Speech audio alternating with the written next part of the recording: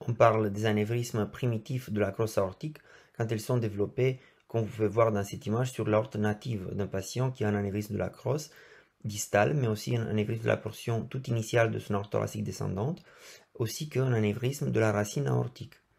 Il peut aussi y avoir des anévrismes secondaires quand elles sont développées après une dissection aortique sur le tissu natif restant après le remplacement de l'aorte ascendante et d'une partie de la crosse. Comme vous pouvez voir dans cette image, l'anévrisme de la crosse distale suite à une dissection aortique. La plupart de ces anévrismes restent asymptomatiques, mais elles peuvent devenir symptomatiques par compression des organes de voisinage, donnant aussi un tout une dysphonie ou une dysphagie.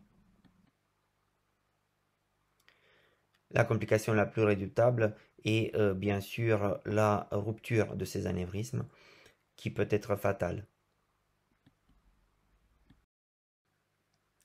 Le traitement des anévrismes de la crosse peut être réalisé aujourd'hui de manière endovasculaire, utilisant des endoprothèses fenêtrées, ou de manière hybride, en réalisant des pontages extra-anatomiques pour déplacer l'origine des troncs supraaortiques vers un segment plus proximal de l'aorte, ce qui permet par la suite de recouvrir toute la crosse avec une endoprothèse. Néanmoins, le traitement de référence des anévrismes de la crosse reste aujourd'hui le traitement chirurgical. Celui-ci se réalise par sternotomie sous circulation extracorporelle et présente une complexité particulière du fait de la présence des troncs supraaortiques.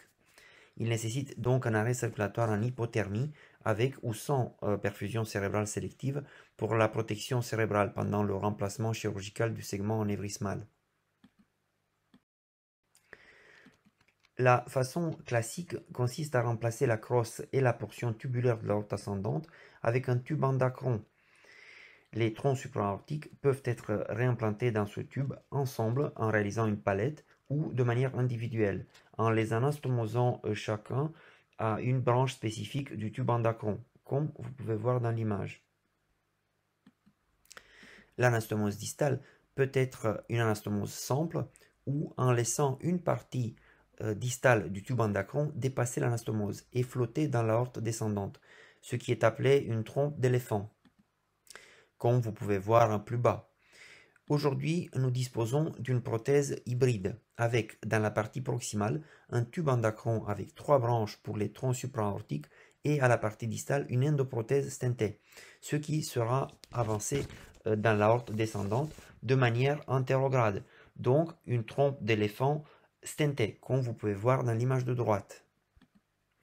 Celle-ci présente l'avantage de recouvrir aussi la partie initiale de l'aorte descendante et de permettre une cathétérisation et un déploiement plus facile d'autres endoprothèses si elles sont nécessaires pour traiter des segments plus distaux de l'aorte.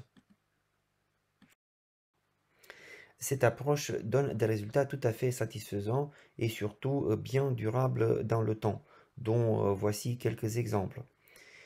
Pour les patients qui présentent aussi des anévrismes de la racine, cette technique sera complétée en proximal avec un montage de type Bentall ou valve sparing de type Yacoub ou Tyrone David. Comme vous pouvez voir dans l'image de droite, il s'agit d'un montage de type Bentall. Néanmoins, cette technique qui est assez complexe présente des complications en termes d'événements neurologiques et de mortalité qui restent non négligeables. La plupart des études récentes citent un taux d'à peu près 15 à 20%.